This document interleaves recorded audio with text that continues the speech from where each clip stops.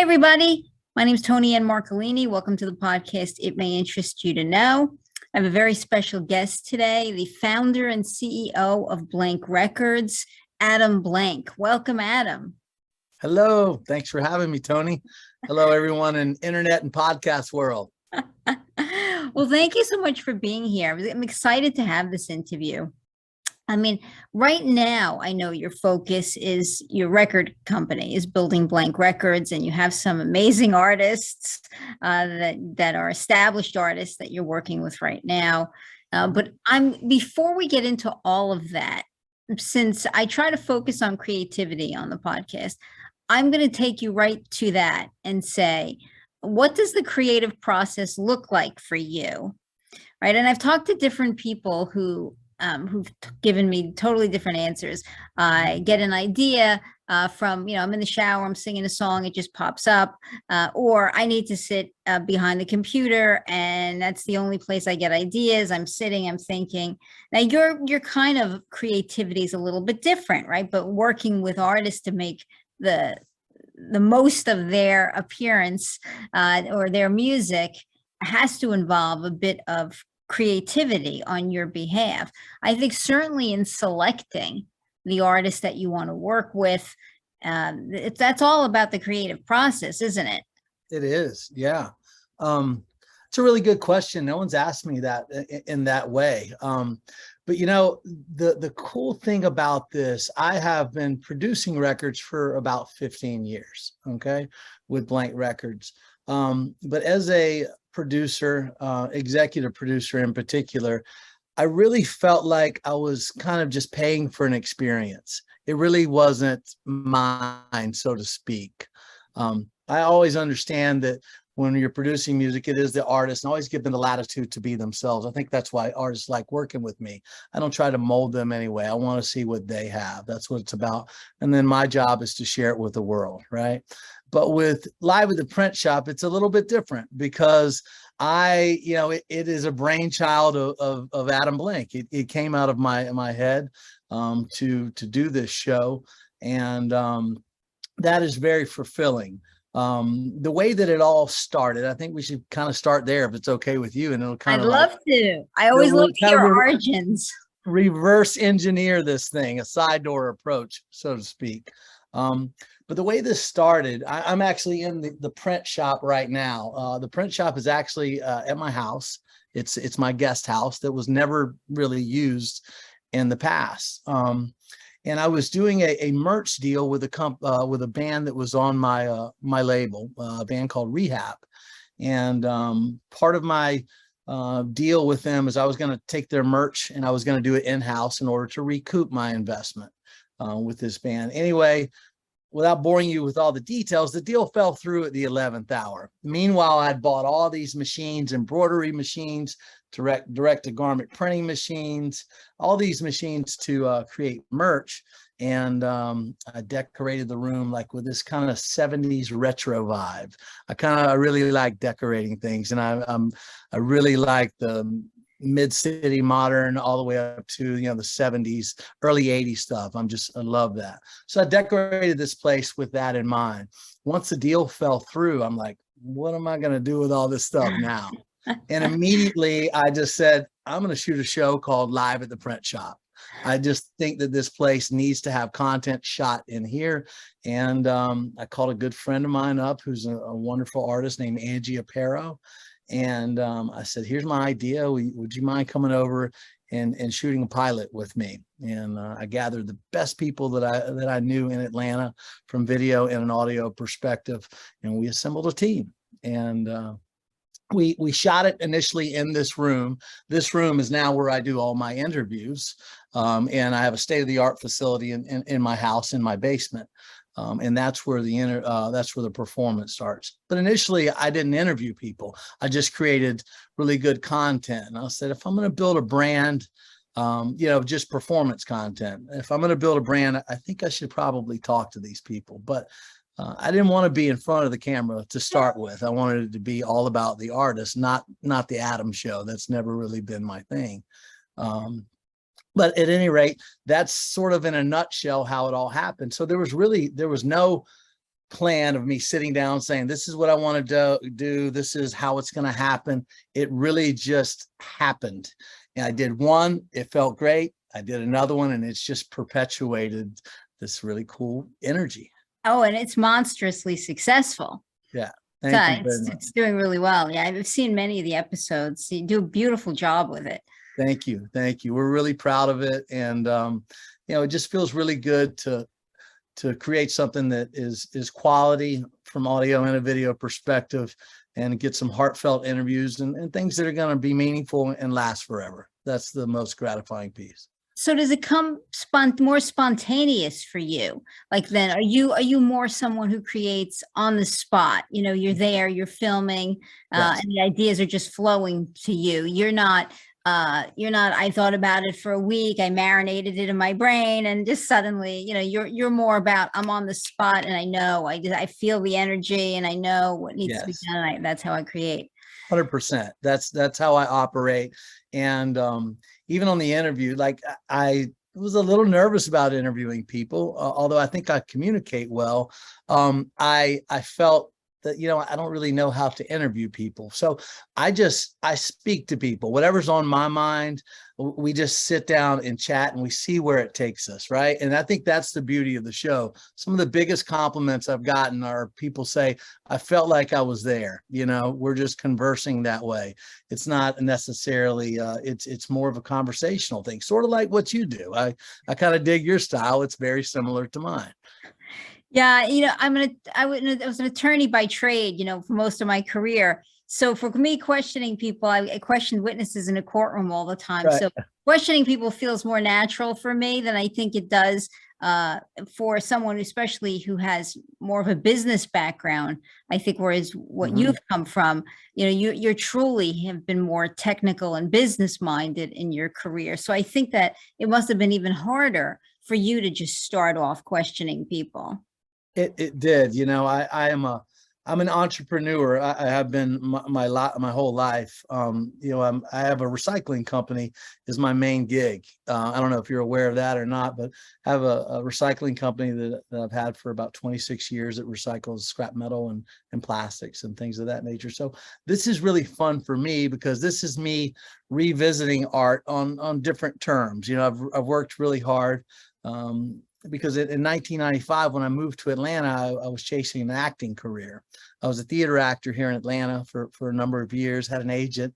I wanted to be a movie star. I did. And so you've always been attracted to the arts. I've always been attracted to the arts. Yes. And so this is, things just didn't work out there. My dad got super sick and I had to start working in order to help participate and stuff like that. So I literally went from the stage to a recycling center that I started working for, and fast forward 25 years later, ended up buying it out, and building a business along the way. So this is really refreshing because from a maturity perspective, I don't think I got past 1995, honestly.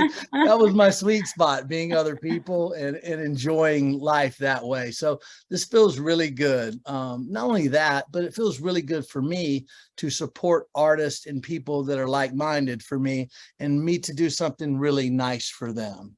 And that's one of the biggest parts of this show is music drives me. It's a force. I can quantify it with palpable energy. I really can. It's there. That's what music means to me. It's not just a song. My timelines are related to music. I relate time with music. It's how it is with me. But when the artist comes here, I have this ability and this opportunity to treat them the way that I feel like they should be treated. It's my opportunity to say thank you and to create everlasting content and tell them how I feel about it. Now, who picks the music that they perform? They pick the music. There's some people that come in here that have hit songs, #1 songs that come. That's what I was thinking. Like, I'm I would leaning probably towards, hey, I hope they're going to play this, but very rarely. I have requested a song a couple of times with Daryl Scott. When Daryl Scott was here, He was sitting right here, and we were almost done. We were done. We wrapped the interview, and I said, "Man, do you think you could play It's a Great Day to Be Alive?" And I said, that song is very special. I think I actually used my daughter. I was using everything I could. I was like, my daughter and I love that song, and she does. I think I love it a little bit more, but it just came out that way. And he certainly obliged. But it's something that I'm not really comfortable requesting songs, but I did with Daryl, and he certainly he came through for me. That's for sure.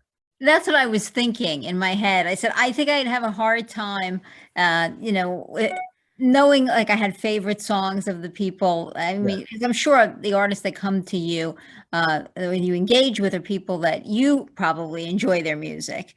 And so I'm thinking I would totally have a hard time not, kind of pushing a little bit for my favorite songs. It's difficult sometimes, but I really want it to be as natural and as organic as it can be. And so whatever the artist is feeling, I want them to do what they're feeling, because I'm certainly doing what I'm feeling, and that's it. But the way that we select these artists, now at this point, we actually get calls to do the show, which blows my mind.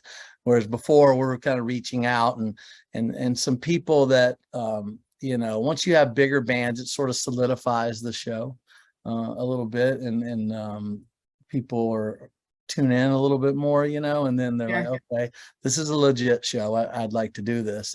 But the content speaks for itself. I think we always try to improve, but I think it's been pretty solid out of the gate. But we're doing some new things now. We added a video wall to my studio, and it looks great live. It really does. But there's some challenges I'm finding out when editing, with sometimes when you're trying to get the skin tones perfectly and stuff like that, the video wall is kind of blown out. So we're facing some challenges with that right now. So sometimes less is more, that's true. That's true. So I'm actually backing away from the video wall now. I shot a few episodes with it. So I was thinking to myself when you were saying that, how much hands-on involvement do you have in the whole process, right? Because it's not just selecting who's going to be on the show, preparing in advance for the show, filming the show, having the show edited. There's so many hands, and collaboratively, I think, getting to the end, to the final product. Do you oversee everything? Do you have a hand in everything, or it's like, oh no, at this point, I hand it off and I'm done? Well, I do have my hand in every aspect of it, and so does my family. I mean, this is a family affair when in preparing for this, because it takes a huge amount of preparation to have tour buses show up in your cul-de-sac, and full bands come in here and plug into the basement. So we experience stuff like that. So there's a tremendous amount of prep. So my wife, my 3 kids, they're involved. It's an affair, and then we have 10 people that are on our staff. And I am running a camera during the shoots. So anything on the, normally on the, I guess, stage left, is a camera run by yours truly. And it's normally the shots that are out of focus. So when you watch the show and you see the stuff on stage left, if it's a little out of focus, I'm in charge of that. But I've learned a tremendous amount. I build the show once it's done, because we start with a performance piece, then it goes into the interview after a song, back into a performance, and it goes back and forth. And we try to have really good segues and meaningful conversation that kind of lead into the next song. So that's really the only sort of roadmap that I have. So, I mean, let's talk a little bit about, you're working with the Mavericks, I believe, right? And Collective Soul. Yes. Right. These are some major acts. What's that like? Oh, it's incredible. The Collective Soul, I'll speak about that one first, because that was kind of a pivotal point in my life, actually. Ed Roland, the lead singer of Collective Soul, came over as a solo artist, and we'd done 6 or 7 episodes, something like that. But he was by far the biggest star that had been here. I'm in the Atlanta area, and Ed lives here in Atlanta. So I'll never forget. I was actually sitting right here, and Ed was right there. And one of the first things I said to him was, "Hey, man, this is a huge deal for me, right? Having you here, you're by far the biggest star that's ever come here, and thank you for coming. This is a huge deal." And his reply to me was, "Oh, that's really cool, because this means absolutely nothing to me." Sort of like, two guys just joking back and forth. That's my type of humor. So immediately I was like, okay, I like this guy. Well, Ed and I have become the best of friends. We literally are like brothers. And you just, I never in a million years could have imagined something like that. And Ed, he's a fan of my show. I mean, he loves what I'm doing. Not only is he supportive, he really, he digs it. He does. And so he's opened a lot of doors for me, and he's been very supportive. And I do the same for him. His kids actually, or his youngest son, works at my recycling company. He's only 13 years old, but I work with him on Saturday, and as I do with a lot of kids, and try to teach them what recycling is all about, and show them what hard work's about. And I'll tell you a really cool thing. Ed reciprocates. And I have a son, his name is Steele, and Steele has been playing guitar for about 6-8 months. Okay. And he's learned a couple songs. He really likes it. I recently sent Ed a song of Steele.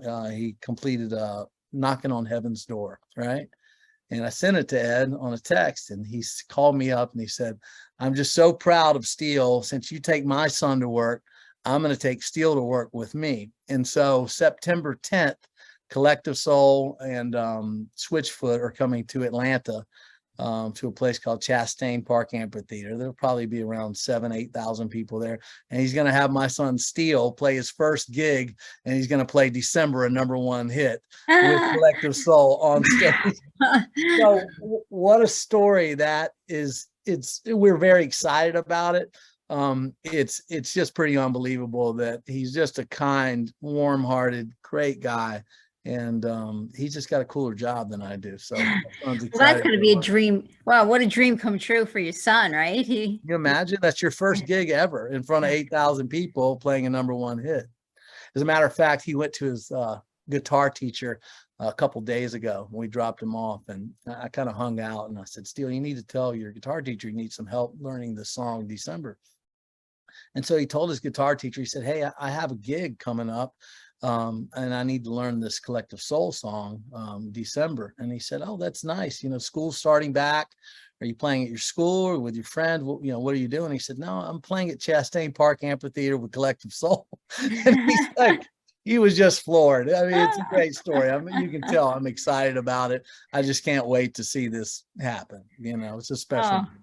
As you should be. Probably that's one of the greatest gifts of your job, or of what's occurred in your this sort of renaissance, right, of your life, transitioning from almost exclusively businessman back into the arts, is to be able to give that kind of opportunity to your son. What an amazing experience. Really, really. And these are the intangibles that happen when doing a project like this, right? This is not about chasing money at all. If you get into the music business to make money, it's an arduous task. Breaking a new artist is very difficult to do, and I tried that for many years, because I'm an underdog guy, right? I'm a self-made guy. I came from nothing, and I've worked really hard, and so now I get to really give back through the arts. And that's very important to me. People have, all kinds of ways of giving back. And that's one of my favorite things to do, is to give back, and to be able to do nice things through this project is really good. We work with quite a few charities. That's part of my show, is that we hit a golf shot at the end. If you watch live at the print shop, make sure you watch when the credits start rolling. That's when all the B-roll and the shenanigans happen. It's one of my favorite parts of the show to put together, honestly, because it kind of shows the fun of the day, that we were having behind the scenes.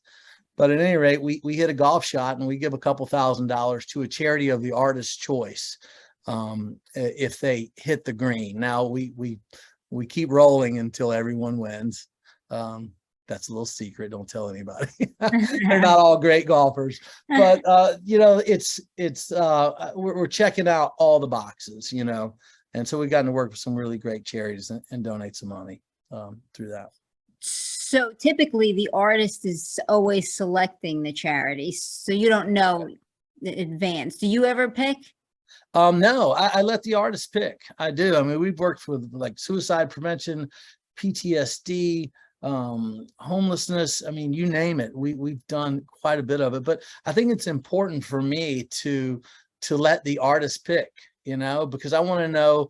It really opens up conversation when they pick, and I'm like, why is that near and dear to you, and what does that mean? It kind of it gives you a peek behind the curtain as to, because a lot of times it's very personal as to why they're promoting and trying to help certain charities. Sure. So I always let them pick.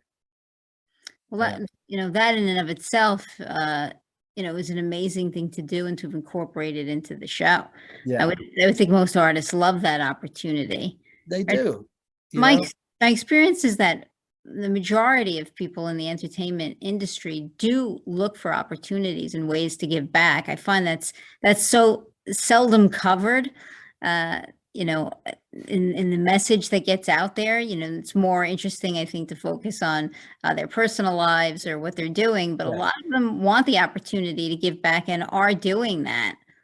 Yeah, it is. And, and that's a part of the show, honestly, that we don't really feature in terms of every once in a while in a conversation will come up and it'll make the show. But I'm one of these guys that doesn't necessarily, how do I put this, publicize my virtues, so to speak. I love to do things kind of behind the curtain.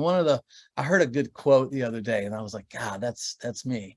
And it's sort of like life lessons, live your life this way. And it's really just advice. But one of the things that stuck out to me was do something extremely nice for someone and try not to get caught. I love that. I absolutely love that. Love that too. Yeah. I love that too. That's a big part of the show. And to answer another part of your question is about how artists come here and the creative process. I have a very eclectic music taste. I have everything from rock and roll here. I just had Skip Martin, from lead singer of Kool and the Gang. I was going to ask you about that. Oh, what a actually, sweetheart. He is my boy. On my list. I love that guy. But at any rate, the way that, these artists, a lot of them, I hike every morning. I start my day with a hike in the woods and get the solitude and the quietude. And I have music and good information going in my ears. I wish I would have done this a long time ago, but I've made a lot of changes over the last couple of years. And I feel like now at this point in my life, I just turned 50. I really kind of know my place, and that feels good. It does, feeling like how I'm connected. And I've learned that through communing with nature. There's something to it. It really is. But, I put my playlist, which is probably 15,000 songs, and not on my playlist, but in my catalog, in all different types. And I just hit shuffle. And if something really strikes me, I'm like, yeah, we got to get that person on the show. And we reach out, and we're getting a lot of yeses. And so my record collection is literally coming to life at my house, which is blowing my mind. It really does. As it's happening in real time, I'm like, I can't believe this is really going down, but it is. Yeah, that's got to be amazing. I've always actually been a fan of Kool and the Gang, so I thought that was it kind of blew my mind when I saw that. Really to have that opportunity had to be pretty exciting. It was very exciting. If you have time, I'll tell you a quick story of how that Kool and the Gang, how he ended up coming over here. I love a good anecdote. Tell me. This is a good one. It's a pretty good one. And we actually featured this in the episode, an abbreviated version of this. But Ed Rowland of Collective Soul asked me to go to South Carolina 4 or 5 months ago, right? To go play some golf and meet his friend Mark McGrath. And Mark McGrath is the lead singer of Sugar Ray. He's a host of all kinds of stuff. He's the ultimate hype man, and what a great guy. So I go there with the expectations of playing some golf and going to dinner with Ed and Mark McGrath. Well, we played golf that day, just Ed and I, and then he calls me down. He said, "We're going to dinner. Come down here." And I wasn't even ready. So I just went down really fast and meet Mark McGrath, and there's a bus waiting on us, so kind of a small bus. And I get on, and on the front row is the Sugar Hill Gang. And I'm like, oh, this is kind of big. I'm a huge fan of the Sugar Hill Gang. Behind them is the band Loverboy. Behind them is Cheap Trick. All right. Wow. And then you have obviously Ed of Collective Soul, and I'm missing someone. It'll come to me. Anyway, it'll come to me in just a few minutes. We go to dinner with a promoter and all of these legends. I'm just like, well, what is going on here? And so Mark McGrath is getting pretty spirited, as he likes to do, and the waitress, she's like, I'm a real big fan of your music, and he's like, what song? We have so many great songs. He was just being funny. And so they put it on the stereo. This is a nice restaurant, and so they put it on quietly, and Mark gets up and starts singing his own song. Well, we all start singing along with him, right? And he's like, "Oh, my stuff's no good. Turn that off. I'm just kidding. Put on some Cheap Trick." And so they put on the Cheap Trick, and music starts getting louder, and we start singing "I Want You to Want Me" with Robin Zander at the table. And then it goes from that, then it goes to Rapper's Delight from Sugar Hill Gang. They just spit the whole entire song right there. Then it goes into Collective Soul, Shine, and then we end with Skip Martin, who's sitting next to me, with Celebration. At this point, I'm standing on the table, and I record all of this with my phone, by the way. And the restaurant is turned upside down. Everyone is out of their seats, and it just became this insanity scene that I will never forget as long as I live. So I got to hang out with these people, and I became friends with Skip. He found out about my show, and he's like, "I'm coming to do it," and he did. And the Sugar Hill Gang is coming as well, and so they're on the list. So we're excited about it. But that's a pretty cool story, isn't it? Oh, I love this story. Yeah. But you know what I was thinking of when you first started telling me? Remember that scene in My Best Friend's Wedding? Uh-huh. And I know what you're talking about. You know what I'm talking about. When he starts singing the song, and then everybody from the whole restaurant starts joining in. That's what was in my back of my mind. It's like, this is the real life version of that. It was like the most surreal thing. I'm like, just even before we ate dinner, I'm sitting like, what is going on here? Like, how am I at this table, like with all these legends? And they were all there.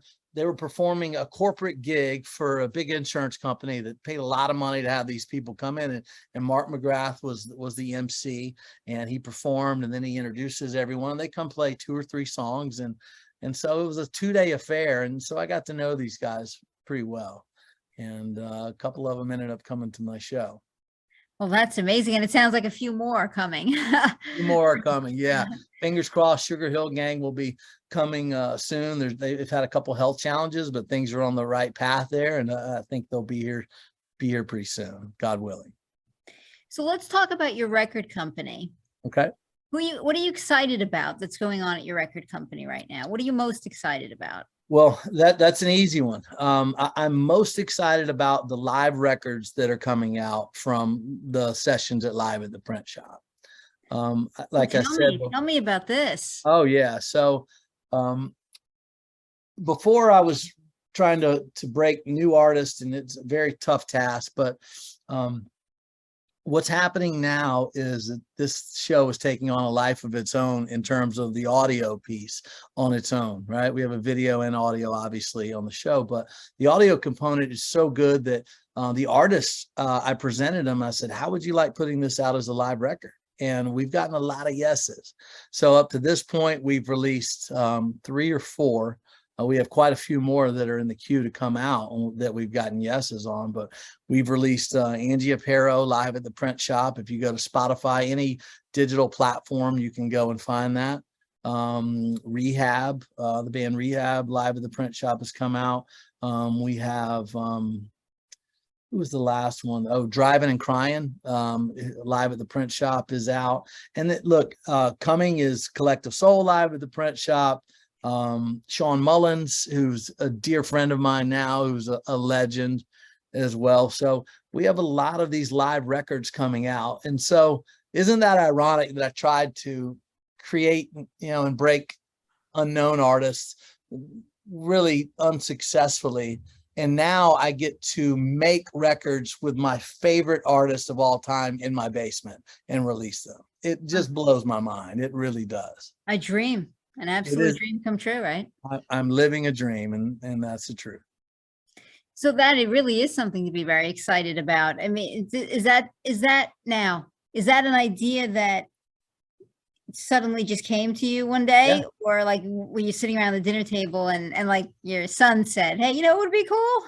Well, no, it actually happened on the beach. I'll never forget. It was Driving and Crying, did their record. And I was just, I had it on YouTube with a Bluetooth speaker, and there was no video, but I just listened to it, and I listened to the conversation, the whole show that's on YouTube, just the audible piece.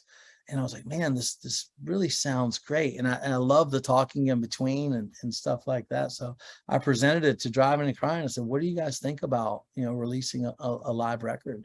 And they were like, yeah, let's do it. It sounds great. And I always check off with the artists. I want them to be completely happy with this, and they're not going to sign off on it unless they are. But I do some really nice things for the artists when we do, in fact, release it. I insist on paying these artists, even though they're getting great content and they want to come and do it, and they want to enjoy the experience of it all, and they have things that they can market themselves with at the end of the day. I insist. And some of these artists that are major artists, they don't want to accept, and I'm like, well, we'll just give more to the charity, because this is my way of, because at the end of the day, I just think it's plain and simple. They deserve it. They do. And a lot of people, music is free at the end of the day if you really want it to be. So again, it's my way of saying thank you.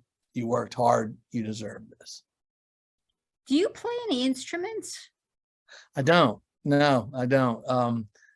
I dabble with the guitar, but I'm a novice, to say the least. But I don't play any instruments, but I can relate to artists in a lot of ways, because, I'm a dreamer. I'm a self-made guy, and I've navigated my way through life as an artist, even in business. Everything is about what you and I are doing right now. If you can communicate and people want to be around you, they're going to do business with you. And it's really coming from the heart. And I just love the unyielding desire to chase your dreams. And that's what musicians do. And that's what Adam Blink does. And that's probably what you do. I think that music has a somewhat of a unique component to the other, comparatively to the other forms of entertainment. When you compare it to reading a book or watching a movie, music can truly capture your emotion in a particular moment and hold it forever in a bottle, right? For you, because we all have songs that as soon as we hear the first few bars of it, literally put us right back in the moment that we attach it to, whether it was a moment that something happened and you heard it, or it's a moment or a song that came out during a certain period of your life, and it burns right in your brain, right? It captures the moment, every emotion you felt at that moment, and it holds it for you in the song. You'll never be able to hear that song again and not be in that moment. And to me, I think that's what makes music unique among the choices in the entertainment genre. I guess for all anything you want to do to entertain yourself that's not chore related. Right. I think that that's the beauty of music. But I think music makes everything better, doesn't it? If you really do, whether it's chores, hiking, movies, acting, because the best scenes are, and I think this way, when I hear a song, I always think cinematic. I think how awesome this could complement a scene or a moment. And you put that with acting or cinema or a moment that you have, and this just crescendo of awesomeness happens. But music is the force and the energy that truly makes everything better. Oh, how about the suspense, right? In a movie where the guy is lurking around the corner in the dark and the hand's about to come out of nowhere, right? And you have that suspenseful music. Take the music out, and that scene doesn't have the impact that it does. You don't have a lot. Yeah. It is true, and I think about this too, and I talk about music being pure energy, but imagine this. I'll use myself for an example here. I go on Sundays, I try to push myself on hiking. So I'll do up to 20 miles on a Sunday. I'll start really early and I'll go and hike through the mountain and the trail over the Kennesaw Mountain Trail, which is near my house. And when you get tired, and you do going that long, and a song comes on, an upbeat song or whatever, it puts fuel right back in your tank. And that's why people listen to music in the gym. They do all this. You get more output, and that makes you know that this is palpable, real energy, just like gases to a car or batteries. It is charging you. It's putting stuff inside you that you would not have without that music. I don't think I could accomplish what I do without music. It is truly a driving force. Adam, do you have a most memorable moment on your show? I mean, I'm sure they were, I understand that you love the show, and you probably have loved most of everything you've done on the show. But do you have a moment that is just, this is my most memorable moment? It'll just stay etched in my brain till the end. Yeah, I mean, look, there are quite a few of them. I hit on it earlier, but Ed Roland being a part of my life and being like a brother to me is definitely one of the things that sticks out the most. But I say that when people ask me, so I'll think of another one. Like actually on air, like when you're filming a show, do you have a most memorable moment? There's one that sticks out to me. Yeah, there is. There's a few, but one that sticks out to me is when I was talking with Sean Mullins. And Sean really he got very personal, he did. And I was like, wow, something is happening here. And I could tell these are things that he doesn't normally talk about. But he talks about a really traumatic experience that he went through, and he opened up, that has to do with I don't mind saying it. I think a suicide, from a former wife. And I don't think they were married at the time. I really don't know. But at any rate, saying that and like hearing him, those words, and like understanding that's where we were, that's a level that we were on at that point. And he said something to me that was really profound. And he says, isn't it sad, and it's interesting that a lot of us have to go through some really, really heavy stuff in order to find our bliss. And not that he was happy about that moment at all, but his point was he was in a happy place, but it took him a long time to really get through that. And I could relate. I've been through some really tough times myself. Just didn't treat myself the way that I should have. Was abusive on a lot of levels, and I've been cleaned up for a few years now, and I can relate to that because it's those tough times, and this was his point. As tough as they may seem at that point, they are going to become assets at some point. You never in a million years could think your lowest point could really become an asset, but it just takes time and knowledge. And if you're willing to share those experiences with people, as he did with me, then you can help people with those assets. As bad and as dark as things got for me personally, even, I'm very forthcoming with people about that, and if they want to. And it really helps. It really helps just being completely honest and stuff, but recognizing that, hey, this is tough times right now, but you're going to get through it. And at some point, this is going to help someone else. I get it. Yeah. Yeah. Yeah.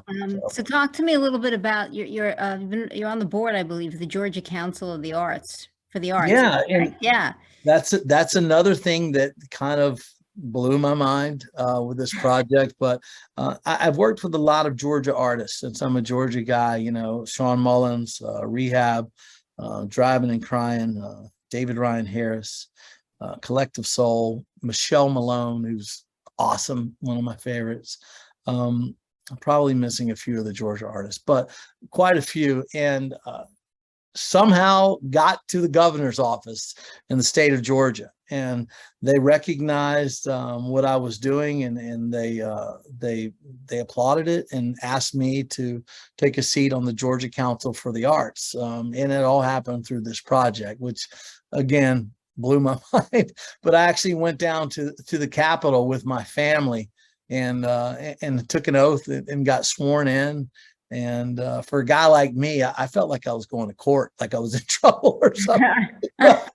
it was a unique experience, to say the least. And so now I'm on this council, and I get to try to push the needle in the right direction as far as Georgia arts are concerned. And you know, I have a couple lofty goals that I'm going to try to get accomplished through this. Yeah, that was my next question for you. What are you hoping to accomplish? What changes are you hoping to see happen in Georgia? Well, I'll tell you one. The Georgia Council for the Arts, they're involved also with the Georgia Music Hall of Fame, kind of gathering information, making selections and things of that nature.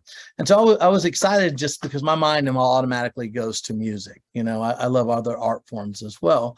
But I was excited about working with the Georgia Music Hall of Fame, and you know, and then I found out when I got in that the Georgia Music Hall of Fame is in a closet now, and I think it closed down in 2000, and I think 11, 12, 13, somewhere in there. It's been quite a while. And I was like, isn't that a shame that Otis Redding stuff is not displayed? Little Richard, you know, all of these legends that have come out of Georgia. Georgia is very rich music history.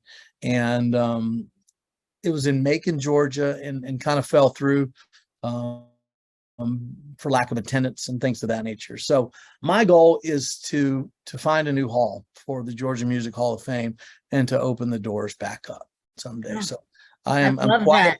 I'm quietly working on it. I feel like I'm going to get it done. I feel like I'm going to get it done. And look, it's an opportunity to really leave a legacy. It's a lofty goal for sure.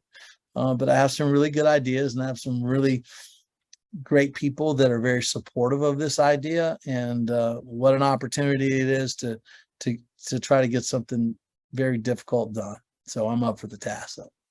I agree, and I wish you luck with that. Wow. Thank you. So tell my audience where they can find you. Well, we are on YouTube. It's a YouTube show. I describe it as a interview concert series on YouTube, live at the print shop. Live at theprintshop.com is our website, and you can harvest any of the material from there and just click on it and watch. There's another, we had sort of a partnership that we just did with a company called Hi-Fi, and Hi-Fi is, see if I can describe this properly. It is sort of like your go-to for live music. So what they do is aggregate different music channels and stuff. So they came to us and they liked what we were doing. They said, we'd love to feature you and distribute your show through our channel. So you can go to Hi-Fi and see a few of the episodes on there. And actually they're going to be putting our back catalog on there as well. It just takes a lot of time. I think we're close to 30 episodes that we have out right now, and have quite a few more coming up. I've shot maybe 4 or 5 that we're editing now. Some exciting ones that are coming out pretty soon. Well, I'll put the link in below the video. Adam, Thank you so much for coming today and talking to me. Yeah, it was a pleasure, and congratulations on your show. I really enjoy it. Oh, thank you so much. And thank you for being here. I hope you'll come back again as you continue to develop and do new things, and tell me about what exciting projects you're up to. Absolutely. Blues Traveler's coming out soon, and that's a dream come true. So make sure you guys tune in. I think we're releasing it next month. Oh my goodness. Yeah, I'll be watching that. All right. Take care of yourself. Thank you. Thank you, Adam. All right. Take care. Bye. Bye.